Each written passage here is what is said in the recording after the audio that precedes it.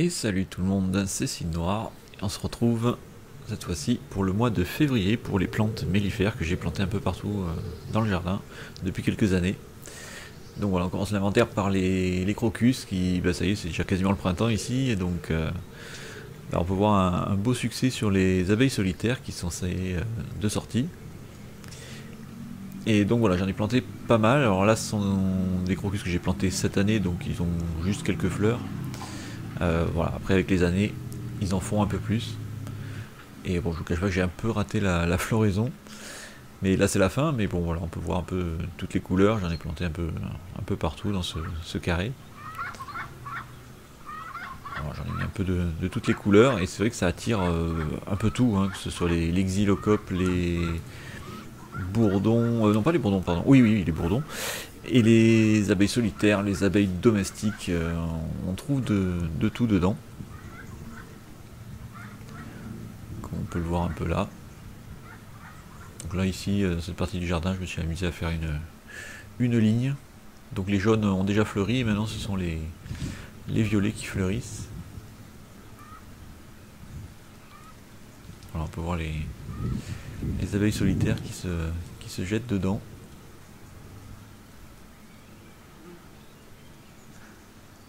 Je m'attendais pas à ce que ça attire autant les abeilles, franchement, et je suis tenté d'en replanter encore à d'autres endroits. Même si la floraison bon, dure quelques jours. Alors on retrouve aussi notre polygala. Donc le mois dernier il avait juste une ou deux fleurs. Maintenant on peut voir qu'il a pas mal de boutons et un peu plus de fleurs, hein. Donc voilà, au fur et à mesure de la saison il va être plus chargé avec le réchauffement.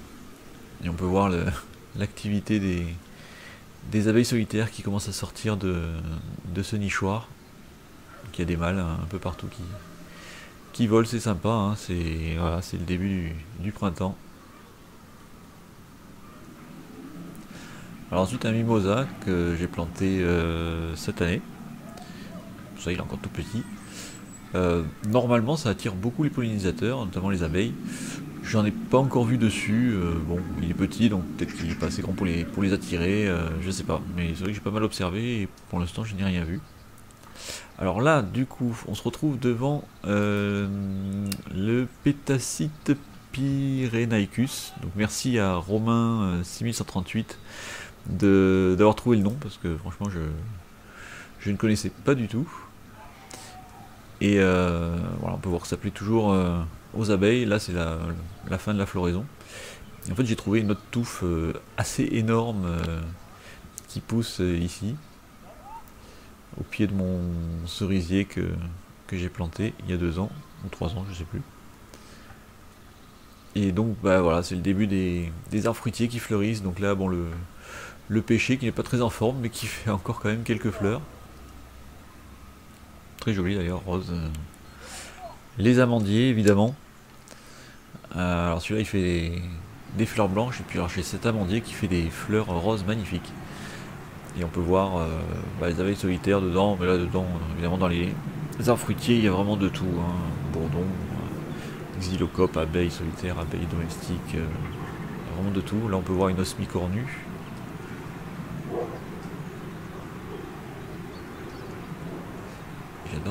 J'adore la couleur de ces fleurs.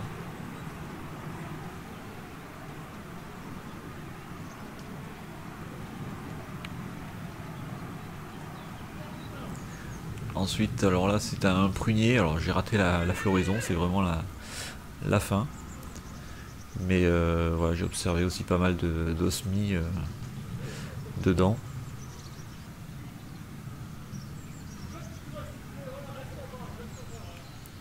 Ensuite on retourne sur les élébores qu'on avait vu le mois dernier. Alors là c'est vraiment la fin de la floraison.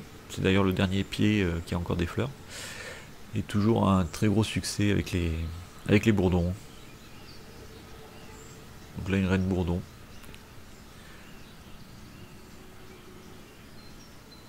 J'étais vraiment surpris par la quantité de fleurs qu'a fait ce pied d'élébore.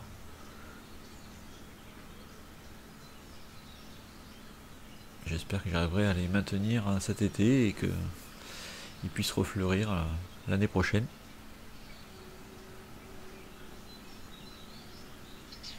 On peut voir qu'elle commence à faire des graines un peu partout.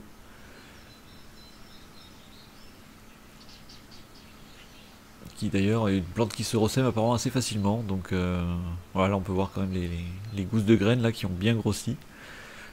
Et la fin de la floraison du coup. Alors je vous ai mis les jonquilles, c'est pas forcément une plante mellifère, mais j'ai vu qu'il y avait une abeille dessus. Donc bon. Bon, elles sont dans la campagne, un peu partout. J'ai beaucoup de jonquilles, mais très peu de fleurs au final. Bon voilà, c'est juste un petit clin d'œil. Par contre là on arrive sur la coronie, que les abeilles adorent. Alors là c'est le début de la floraison, hein. Pour l'instant c'est pas spectaculaire, mais franchement le mois prochain la plante devient toute jaune, chargée de fleurs. En plus ça sent bon. Et c'est vraiment impressionnant. Là on peut voir du coup les abeilles qui profitent des premières fleurs.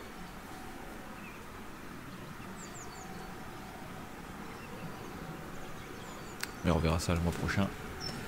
Alors là c'est une espèce de lamier qui pousse dans la campagne. Voilà, c'est une fleur que les bourdons adorent. Surtout en ce moment les reines bourdons. Donc là une reine de bourdon des champs. Mais j'ai une autre espèce qui pousse, qui est beaucoup plus grande et qui fait des touffes assez énormes. Mais pas encore en fleurs, enfin, c'est vraiment le début, voilà, là on la voit. Elle commence tout juste à fleurir. Et après quand elle est vraiment chargée de fleurs, donc au mois de mars, et on peut voir même que les xylocopes ça régale. Et alors là ça grouille de reines de bourdon. C'est vraiment sympa. Et la floraison est jolie je trouve, et puis alors en plus ça se bouture comme rien, ça s'étale, ça peut prendre un carré de 1 mètre sur 1 mètre en seulement 2 ou 3 mois, c'est assez fou quand la plante se plaît. Voilà, on peut voir les gueules de loup, donc les mufliers, qui fleurissent un peu plus maintenant avec la montée des températures. C'est pas encore spectaculaire, mais et les xylocopes aiment bien ces fleurs. Donc là j'ai planté quelques pieds dans la campagne aussi. J'avais réussi un semis et du coup je savais plus trop quoi en faire. Tellement il en était sorti et du coup j'en ai planté un peu dans la campagne. Alors la lavande anglaise qui est toujours en fleurs. Et maintenant que il y a un peu plus d'insectes, on peut voir quand même qu'il y a voilà, des xylocopes. J'ai vu aussi une reine bourdon des champs la butiner assidûment. Donc voilà, je regrette pas de l'avoir acheté. Elle attire quand même pas mal les pollinisateurs. On verra combien de temps elle va fleurir encore. Elle est censée fleurir toute l'année. On verra ça. Le xylocope, lui, il est bien content. Il est magnifique. Avec les reflets au soleil, les ailes violettes, là, c'est un insecte que, vous savez, j'aime particulièrement. Alors là, bon, je vais pas m'amuser à chercher le nom des herbes qui fleurissent, hein, parce qu'il y en a partout. Mais là, c'est dans le potager. Bon, j'ai pas eu le courage de désherber les allées, parce qu'il y a tellement de fleurs et tellement d'abeilles dedans, que du coup, voilà, je laisse pour l'instant un peu envahir. Je les arracherai un peu plus tard. Il faudra juste que je gère par rapport à mes choux qui sont derrière, qui commencent à être envahis. Mais voilà, ça fait une multitude de fleurs. Voilà, je préfère les laisser pour l'instant.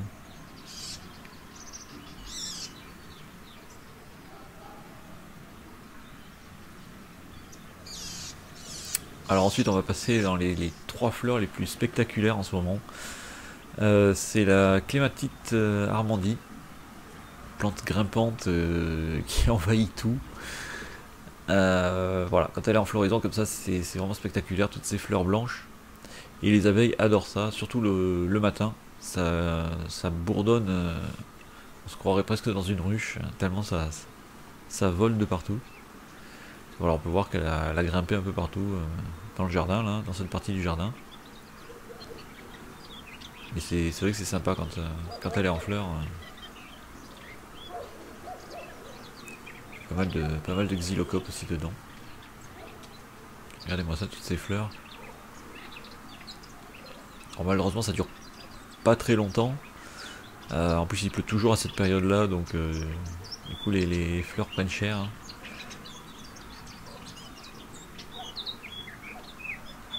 Et voilà, on peut voir des abeilles qui volent un peu partout.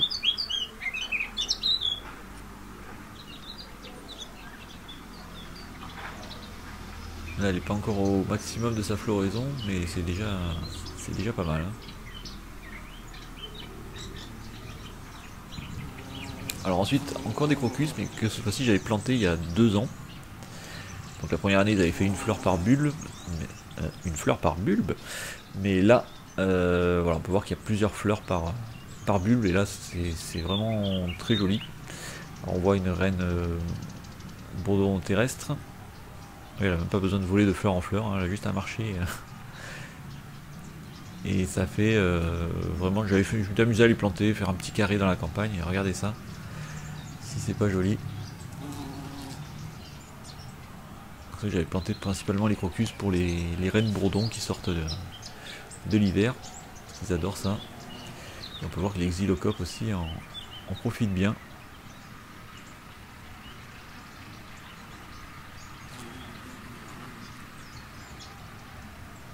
Une floraison quand même qui dure pas mal de jours parce que dès qu'il n'y a plus de soleil, elle se referme.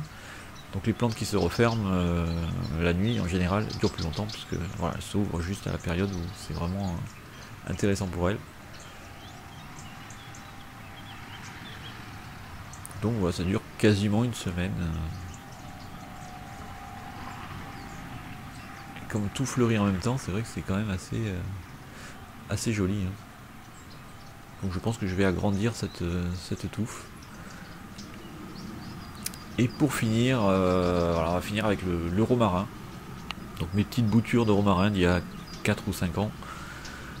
4 ans je crois. Qui maintenant se font belles. Et voilà, on les avait vues le mois dernier avec des fleurs. Mais là, regardez le nombre de fleurs qu'elles ont. C'est la première année où vraiment ils sont chargés. C'est vraiment magnifique je trouve. Et comme maintenant les pollinisateurs se sont réveillés, c'est vrai que le mois dernier il n'y avait pas grand monde dessus, hein, quelques bourdons, mais là maintenant que les abeilles solitaires et les abeilles domestiques se sont vraiment réveillées, là ça grouille sur le romarin. Je regrette vraiment pas d'avoir fait ces boutures, et puis quand on sait la taille qu'elles peuvent atteindre, elles peuvent descendre tout le mur, hein, donc pour les années à venir ça va en offrir des fleurs aux pollinisateurs.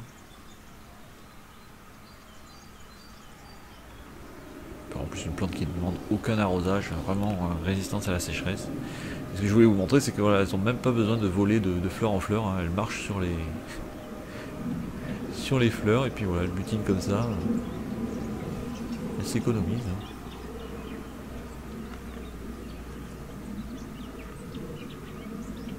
Ça fait une quantité de fleurs assez impressionnante. Regardez, elle escalade le mur tranquille en butinant.